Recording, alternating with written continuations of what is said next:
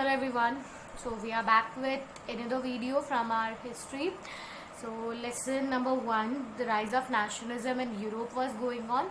Okay. So up to the previous part we have talked about the upcoming of nationalism feeling in the Europe. We have talked about French Revolution, and we ended with the five directory rule. Okay, a five directory rule was the final ultimatum till where we have seen the French Revolution, right? So when we were talking about the five dictatorial form of government, where that was there in the French, okay, till 80s, okay, 1800 we can talk this basically. So after that 1800 we have seen that there was an upcoming of a dictatorial Napoleon Bonaparte, right? We have talked about him also yesterday. So we see that Napoleon Bonaparte, what he does, that he destroys all the five directory rule and he establishes his own dictatorial form of government there, where he is the supreme dictator, okay, where he enjoys the supreme powers. So you need to understand, or you need to learn from this particular part of video, that we are going to study the Napoleon Code of Conduct. Okay, the Napoleon Code, the civil code that came up with Napoleon and demolished with Napoleon. Okay, so in this particular video we are going to talk about the Napoleon Code. So when we come to the civil code of 1804, you need to understand that Napoleon came up in which year in France? That is 1804. Okay, this civil code was also known as Napoleon Code. Why we are going to particularly talk about this also, this particular thing only, is that it is very important. Like in basically if we talk, you will see a direct question from this topic. आपको 3 mark का या 5 mark का basically direct question पूछ लिया जाता है कि बेटा नेपोलियन कोड को समझा दो. ओके, तो आपको क्या करना है, इन 4 to 5 पॉइंट्स को बहुत अच्छे से समझना है, उसे अपनी लैंग्वेज में कन्वर्ट करके कॉपी पेस्ट कर देना है. ओके, तो सबसे पहली चीज़ बेटा हम लोग बात करते हैं, तो नेपोलियन जो था उसने क्या किया था, he destroyed democracy but made administrative field more rational and efficient. तो मैं आपको पहले ही समझा चुकी थी कि नेपोलियन के बारे में सबसे पहली चीज़ आपको क्या याद करना है कि वहाँ पे जो 5 डिक्टेटोरियल फॉर्म ऑफ गवर्नमेंट थी उसने उसको डिस्ट्रॉय किया पहले सबसे, ठीक है, और उसने क्या किया, खुद को वहाँ का क्या बना दिया, चांसलर बना दिया, डिक्टेटर बना दिया. तो उसने क्या किया, डेमोक्रेटिक गवर्नमेंट को डिस्ट्रॉय कर दिया, सबसे पहली चीज़. पर यहाँ पे अब याद करो, जब हम लोग सिविक्स का चैप्टर पढ़ रहे थे last year in 9th standard, that which form of government is better when we were comparing a dictatorial form of government, communist form of government और a democratic form of government form, right. Democracy and non democracy को जब हमने comparatively पढ़ा था, तो हमने ये देखा था कि जो नॉन डेमोक्रेटिक गवर्नमेंट्स होती है उसका ग्रोथ रेट काफ़ी हाई होता है as compare to the democratic ones, right. So this is so that you need to understand कि यहाँ पर हम लोगों के लिए बेसिकली जो डेवलपमेंट है या जो काम है वो किस पे डिपेंड करता है, हमेशा लीडर पे, ठीक है. तो उसी तरीके से बेटा नेपोलियन जो आया था हमारा, उसने डेमोक्रेसी को डिस्ट्रॉय तो किया था, बट वेयरएल्स वो जो अपने काम को लेकर के या अपनी कंट्री को लेकर के वो इतना ज़्यादा डिवोटेड था, ठीक है, या इतना ज़्यादा आप इसको बोल सकते हो कि अपने काम को लेकर के वो बहुत ज़्यादा प्रोमिनेंट था, आइडियल, मतलब उसमें एक बहुत ज़्यादा देशभक्ति की भावना थी. सो वो वहाँ पे जो चेंजेस लेकर के आता है, एडमिनिस्ट्रेटिव चेंजेस लाता है, वो बहुत ज़्यादा रेशनल और बहुत ज़्यादा एफिशिएंट होते हैं लोगों के लिए, वो बहुत ज़्यादा अच्छे और बहुत ज़्यादा प्रेडिक्टिव होते हैं. Got it? So here we are going to do little bit तारीफ. See, I always have a head point that you need to understand कि आपसे अगर कोई क्वेश्चन पूछता है ना, तो आप पहले क्या करो, उसके बारे में तारीफ कर दो, ठीक है. तो तारीफ करने से हमें क्या मिल जाते हैं, मार्क्स मिल जाते हैं, right. So when we are going to talk about Napoleon, हमें पहले उसकी थोड़ी बहुत तारीफ करनी है. तो जब हम थोड़ी तारीफ करेंगे तो तारीफ के अंदर हम क्या क्या लिखने वाले हैं कि उसने डेमोक्रेसी डिस्ट्रॉय तो की थी, पर वो सारा जो उसने डेमोक्रेसी डिस्ट्रॉय करके जो रिजल्ट आया था, that was more rational and efficient. Okay, secondly, he abolished all the privileges that were given to people on the basis of birth. Remember, a French society was divided into 3 parts, that is the first estate, second estate and the third estate, where both the first estate and the second estate would enjoy supreme powers, है ना. उन्हें कुछ extra privileges मिले हुए थे by birth. So all the privileges were now abolished, मतलब उन्हें वहाँ पे अब कोई भी extra benefits अब by on the basis of birth उन्हें कोई भी नहीं मिलने वाला है, ठीक है. अब जो सोसाइटी है दैट विल बी स्टैब्लिश्ड, मतलब इक्वल बिफोर द लॉ. अब जो सोसाइटी थी, वो जो लॉ बने थे वहाँ पे वो सबको कैसे अप्लाई होंगे, equally. Okay, now federal system, serfdom and manorial dues were established. Oh, I've done a mistake here. This word establish will not come. Okay, wait. This word establish is not going to come here, it will be abolished.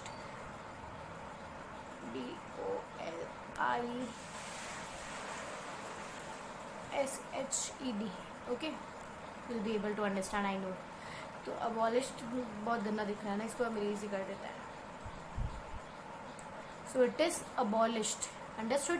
Federal systems, serfdom and manorial dues क्या थे. अब वहाँ पे याद करो, हम लोगों ने जब फ्रेंच सोसाइटी बाद में वहाँ पे उस टाइम पे पढ़ रहे थे, तो जो लाइक फर्स्ट एस्टेट और सेकेंड एस्टेट थे वो क्या किया करते थे बेटा, वो पुअर फार्मर्स वगैरह जो थे, पूरे पुअर लेबर क्लास हम बोल सकते हैं, या जो कॉमन पीपल थे वो उनसे बहुत ज़्यादा काम करवाया करते थे ना. फेडरल सिस्टम को आप और अच्छे से समझने की कोशिश करो. जैसे मानो कि for example like I am the like ruler of the whole country, मैं डिक्टेटर बन जाती हूँ. ठीक है, तो जब मैं डिक्टेटर बन जाती हूँ, अब it is not possible for me to rule the country sitting over here, right. तो मैं क्या करती हूँ, मैं कंट्री के अंदर अलग अलग पार्ट पे जा करके मेरे अलग अलग लाइक किसी एक पर्टिकुलर पर्सन को मेरे व्यू से मैं वहाँ पे अपॉइंट कर देती हूँ, जो मेरी सारी बात सुन रहा है. ठीक है, मतलब आपको ये चीज़ यहाँ पे समझने की ज़रूरत है कि फेडरल सिस्टम के अंदर राजा वगैरह क्या करते थे. राजा वगैरह भी क्या करते थे, एरिस्टोक्रेट्स हुए या लार्ज लैंड फार्मर्स वगैरह हुए, लार्ज ओनर्स हुए, उनको वो अपना हेड बना देते और उनके थ्रू वो टैक्सेस वगैरह कलेक्ट किया करते थे. तो ये फेडरल सिस्टम जो था वो ख़त्म कर दिया गया था. सेफर्डम एंड मेनोरियल ड्यूज, मतलब जो मैनुअल लेबर जो वहाँ पे काम करता था, जो पुअर फार्मर्स थे, वो अपना प्रोड्यूस किसको दिया करते थे, टैक्सेस वगैरह इन द फॉर्म ऑफ वो किसको दिया करते थे, सेकेंड एस्टेट या फिर फर्स्ट एस्टेट को. तो ऐसी सारी चीज़ें जो थी, जो लाइक लोगों के अंदर डिस्क्रिमिनेट कर रही थी कि भाई केवल फर्स्ट एस्टेट और सेकंड एस्टेट है वही केवल मतलब सारी फैसिलिटीज़ इंजॉय करेंगे, जो कॉमन पीपल है उन्हें बहुत काम करना पड़ेगा. तो these all सेफर्डम्स and manorial dues जो थे वो सभी अबॉलिश कर दिए गए थे. ठीक है, now guild restrictions were removed and transportation and communication systems were improve. Now guild restrictions का मतलब आपको ये समझने की जरूरत है कि imagine that this is France. Okay, तो बेटा यहाँ पे क्या होता है ना कि हम पूरे बात में जब बात करते हैं तो यहाँ पे बहुत सारे ट्रेडर्स होते हैं. ठीक है, अब इन ट्रेडर्स को एक साथ जॉइंट बिजनेस करने की वहाँ पे परमिशन नहीं दी जाती थी. ठीक है, उन्हें ऐसा लगता था कि ये लोग कहीं अपनी ग्रुपिंग कर लेंगे, कहीं ये लेबर्स मतलब लाइक मार्केट को अपने अंडर कंट्रोल कर लेंगे. लाइक वी कुड से ना दैट प्राइवेट सेक्टर. ओके, तो वहाँ पे ये लोग क्या करते हैं कि उन पर्टिकुलर ट्रेडर्स को ये इतनी ज़्यादा एक्स्ट्रा फ्रीडम्स नहीं देते हैं, ताकि आप एक्स्ट्रा फ्रीडम नहीं दोगे तो वो ट्रेड फ्लरिश नहीं करेगा, राइट. तो इसीलिए जब नेपोलियन आता है तो इन सभी गिल्ड रेस्ट्रिक्शंस को वो हटा देता है वहाँ से, और फिर वो क्या करता है, ट्रांसपोर्टेशन एंड कम्युनिकेशन सिस्टम को इम्प्रूव करने की कोशिश करता है. अब ट्रांसपोर्टेशन और कम्युनिकेशन सिस्टम को अगर आप इम्प्रूव कर रहे हो तो दैट विल ऑल्सो, हमने अभी पढ़ा था ना पिछला ज्योग्राफी में कि जो हमारी ट्रांसपोर्ट एंड कम्युनिकेशन होता है वो लाइफ लाइन ऑफ इकोनॉमीज होते हैं, वो हमारे ट्रेड को और ज़्यादा प्रमोट करने में हमें हेल्प करते हैं. So these systems now what you could see कि ये जितने भी मॉडर्न एस्पेक्ट्स लगाया जा रहा है कि प्रिविलेजेस बाय बर्थ हटा दिया, इक्वालिटी स्टैब्लिश कर दी, जितने भी हार्श रूल्स और लाइक डेप्स वगैरह लोगों पे अभी तक बर्डन अभी तक लोगों के ऊपर लगा था वो हटा दिया गया था. अब इसने लाइक फ्यूचर को ध्यान रखते हुए इसने क्या किया है, ट्रेड को फ्लरिश करने के लिए, ताकि लोगों में एक इनकम सोर्स डेवलप हो जाए. ठीक है, इसने लॉन्ग रन के मेथोडोलॉजी को अडॉप्ट करने की कोशिश की थी. फिर इसने standardise weight and measures, uniform laws and common national currency, ये सब भी इसने स्टैब्लिश किया था, लाइक ब्रॉटअप किया था. स्टैंडर्डाइज वेट मतलब समझो बेटा, फ्रांस में क्या था ना बेटा कि जैसे आप एक सिटी से दूसरी सिटी में जब आप मूव करते हो तो वहाँ पे जो यूनिट्स होती है किसी भी चीज़ को मेजर करने की वो चेंज हो जाती है. जैसे फॉर एग्जांपल आप मानो कि अगर हम इंडिया को कंपेरेटिव कर लेते हैं, इंडिया में 1 रुपी इज इक्वल्स टू 100 पैसे. मे बी अगर वो किसी और कंट्री में चले जाए तो वहाँ पे 1 रुपी इक्वल्स टू 50 पैसे हो जाए. ठीक है, तो अब इसकी वजह से क्या हो गया था कि वहाँ पे एक इक्वल मैनर में लाइक ट्रेडिंग नहीं हो पा रही थी. कुछ स्टेट्स में तो कभी किसी को प्रॉफिट हो जाता था और किसी को कहीं बहुत ज़्यादा लॉस हो रहा था. तो इसलिए उसने क्या किया, सभी जगह एक यूनिफॉर्म मेथड लगा दिया. ओके, ताकि यूनिफॉर्म लॉ लगा दिए. ओके, लाइक फॉर एग्जाम्पल कि अगर भाई तुम्हें लिक्विड कोई चीज़ है तो उसे लीटर में काउंट करना पड़ेगा, कोई वेट है तो उसको किलोमीटर केजीज में काउंट करो, डिस्टेंस है लेंथ में अगर कोई चीज़ है तो आप उसको मीटर्स में काउंट करो. Okay, so these were the things, मतलब हर एक चीज़ के साथ एक यूनिट, एक फिक्स मेजर वहाँ पे अडॉप्ट करवा दिया गया था. और करेंसी भी आपको पता है ना, करेंसी भी लाइक बहुत सारी करेंसीज वहाँ पे चला करती थी. You will see to this thing also. तो उसने उन सभी चीज़ को हटा करके वहाँ पे एक कॉमन करेंसी, नेशनल करेंसी के फॉर्म में उसने वहाँ पे सेटअप कर दी थी. ओके। नाउ फ्रेंच आर्मीज जो थे बेटा स्टार्टिंग में, अब इस चीज़ को समझो आप, मैंने आपको हमेशा ये चीज़ बताई थी, हम लोगों ने कल भी इस चीज़ के बारे में बात की थी कि फ्रेंच आर्मी को क्या किया था लोगों ने, मतलब स्टार्टिंग में लाइक फ्रेंच जो था फ्रांस में, वहाँ पे रैशनलिज्म वहाँ पे डेवलप होता है, फिर वो नेशन स्टेट जैसे बनता है तो वो आगे वो उसी नेशनलिज्म फीलिंग को पूरे यूरोप में ले जाता है। तो यूरोप में कैसे ले गया था, मैंने बताया था ना, उड़ के तो नहीं ले गया था वो सारी फीलिंग्स को वहाँ पे, ठीक है। तो अब वहाँ पे क्या क्या, जैसे फ्रेंच बहुत ज़्यादा डेवलप होने लगता है, वो देखता है कि भाई लोगों ने कि भाई ये तो बहुत ज़्यादा डेवलप हो रहा है, न्यू मेथडोलॉजीज न्यू आइडियाज़ वगैरह को यू मतलब फ्लरिश कर रहा है अपने अंदर। तो अब लोगों ने क्या किया, सी वेरी इंटरेस्टिंग इट इज़ कि आसपास में जो नेबरिंग कंट्रीज थी, है ना, लोग उन लोगों जैसे बेल्जियम हुए, है ना, और लाइक बहुत सारी, अब जर्मनी वगैरह, जर्मनी तो अभी हम नहीं बोल सकते, पोलैंड वगैरह भी, तो बहुत सी ऐसे कंट्रीज थी, उन्होंने क्या किया, फ्रेंच की ट्रूप्स को, फ्रेंच की आर्मीज़ को वेलकम करना स्टार्ट कर दिया कि भाई आप आओ हमारे राजाओं से लड़ो, ताकि हमारा राजा फिर किस में कन्वर्ट हो जाए आपके तरह, मतलब लाइक वो भी एक डिक्टेटोरियल फॉर्म में कन्वर्ट हो जाए, मतलब मोनार्कियल से किससे फॉर्म में कन्वर्ट हो जाएगी, डिक्टेटोरियल में, जहाँ लोगों को इक्वल ट्रीटमेंट मिलने लग जाएगा। सबसे पेक्युलैरिटी बताइए ना मैंने आपको नेपोलियन की, वो एक इक्वालिटी बिफोर लॉ स्टैब्लिश कर रहा है, तो लोगों को सबको क्या चाहिए था, इक्वालिटी चाहिए थी, राइट। तो फ्रेंच आर्मीज जो थे पहले, उन्हें क्या किया गया, हरबिंगर ऑफ लिबर्टी, मतलब उन्हें ऐसा बोला गया कि भाई they are the bringers of liberty, तो उन्हें हर जगह उनका वेलकम किया गया, लोगों ने अपने खुद के राजाओं से उनको धोखा दे करके इन लोगों को वेलकम करना शुरू किया, but that was for a limited time, right. अब धीरे धीरे क्या होता है कि जो लोग पहले स्टार्टिंग में फ्रेंच आर्मीज़ का वेलकम करने लगे थे, अब वही उन्हें मतलब एंथुसियाज्म टर्न इनटू हॉस्टिलिटी, मतलब वही उनसे गुस्से में, विद्रोह में, गुस्सा आप समझते हो ना, एंगर में कन्वर्ट हो गया, मतलब वही लिबर्टी, वही फ्रेंच आर्मीज जो उन्हें पहले बहुत अच्छी लग रही थी, अब उन्हें उन्हीं पर बहुत ज़्यादा गुस्सा आने लग गया। अब इसका रीज़न समझो कैसे होता है कि जैसे फॉर एग्जांपल बेटा फ्रेंच आर्मीज जो थी, अब जैसे मानो कि फॉर एग्जांपल इसको हम इंडिया से समझने की कोशिश करते हैं। आज मानो कि मैं इंडिया में, मुझे आप नेपोलियन समझ लो, मैं इंडिया से बिलोंग कर रही हूँ, तो अब मेरी फीलिंग जो है या मेरी जो देशभक्ति वो किससे एसोसिएटेड होगी, इंडिया से होगी। मुझे आसपास वाली कंट्रीज़ ने बुलाया, मैं पाकिस्तान चलेगी, चाइना चलेगी, नेपाल चलेगी, बांग्लादेश चलेगी, अफगानिस्तान चलेगी, ठीक है। मैंने इन कंट्रीज़ को जा करके भी, इन कंट्रीज़ में जा करके मैंने लिबर्टी स्प्रेड करने की कोशिश करी, पर विद टाइम क्या हुआ कि विद टाइम अब मेरी जो बेसिक फीलिंग है वो चाहे कुछ भी हो, वो तो किसके लिए रहेगी, वो मेरा डिवोशन किसके लिए रहेगा, फीलिंग तो, या मेरा टैग जो है वो एक इंडियन वाला ही चलने वाला है, राइट। तो अब यहाँ पे भी नेपोलियन जितने भी रूल्स वगैरह कर रहा था या जितने भी स्टैब्लिशमेंट वगैरह कर रहा था, वो प्रायर हमेशा किस कंट्री को मानता था, फ्रांस को, ठीक है। That brought hostility into the minds of people. Ultimately जो फ्रेंच ट्रूप्स है वो किसको सुप्रीम बताने की कोशिश करेंगे, ऑफकोर्स फ्रेंच आर्मी को, ठीक है। ये सब इसके लिए क्या बनते जा रहे थे, गुलाम बनते जा रहे थे, जबकि इनको क्या लग रहा था, भाई हमारी कंट्री में लिबर्टी आ रही है ना। तो इसी वजह से ही जब इन्हें लोगों को ये चीज़ समझने आने लग गई कि भाई फ्रेंच आर्मीज का अल्टीमेटली जो सुप्रीमिटी है वो किस पे जा रही है, फ्रांस पे जा रही है, ठीक है। तो अब इसीलिए यहाँ पे जो ये पूरी लिबर्टी थी वो किस में कन्वर्ट हो चुकी है, हॉस्टिलिटी, एंगर में कन्वर्ट हो चुकी है।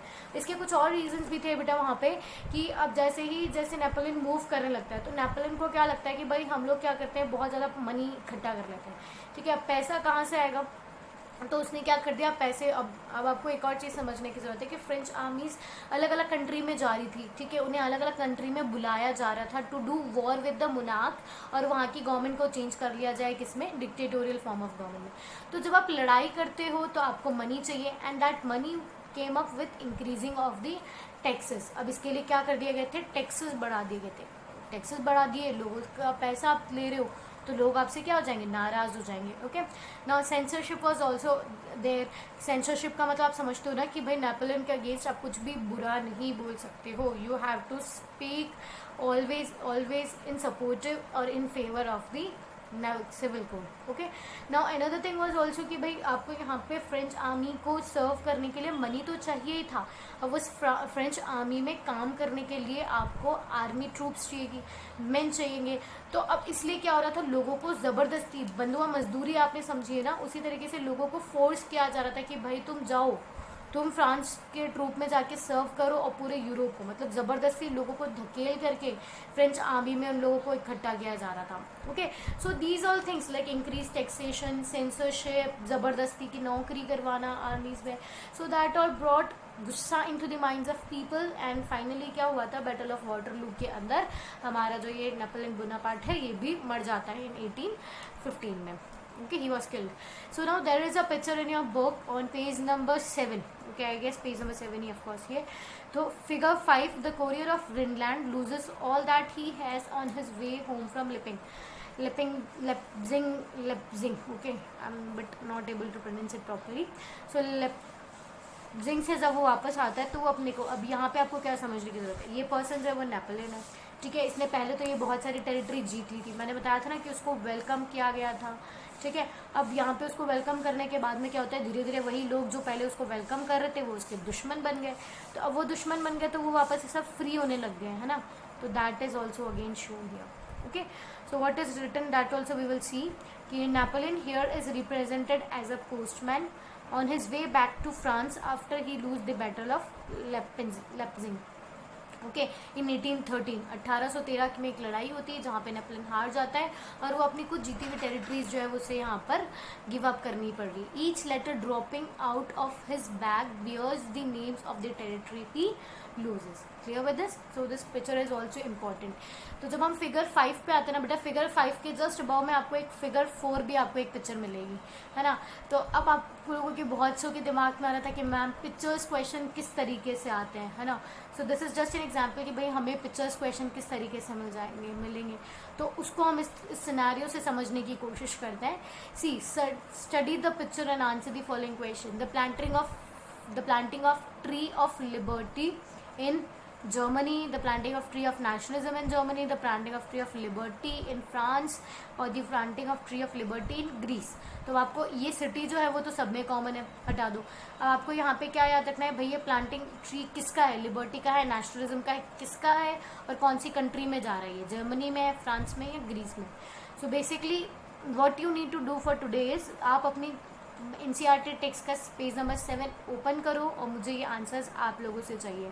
Like what is the correct answer, what is this particular tree. आपको मैं यहाँ पर बस इतना समझा देती हूँ, मैं इसको पूरी स्टोरी आपको समझा देती हूँ. बस करेक्ट सिटी जो है वो आपको गेस करके आपको खुद को पढ़ करके बतानी पड़ेगी. अब इस पर्टिकुलर पिक्चर में क्या हो रहा है बेटा कि अब ये लोग क्या करते थे ना, यहाँ पे भी फॉर एग्जाम्पल इफ़ दिस मतलब इनमें से कोई सी भी कंट्री एक्स है, ठीक है. उस एक्स कंट्री ने क्या किया, नेपोलियन की ट्रूप्स को बुलाया और वहाँ पे क्या बोला कि भाई आप हमारे यहाँ पे नेशनलिज्म, लिबर्टी जो भी है उसको यहाँ पे स्टैब्लिश कर लो, अपना रूल यहाँ पे स्टैब्लिश करो. तो जैसे नेपोलियन बोनापार्ट आता है वो अपने ट्रूप्स के साथ में और जैसे ही वो फाइनली जीत जाते हैं तो वो अपना ट्री यहाँ पे स्टैब्लिश कर रहे हैं. Okay, so that you have understood. And for this particular question I need answers from you in the comment sections. Okay, and still if there is any kind of doubt remaining from the Napoleon code of conduct, you can ask me in the comment section. Thank you.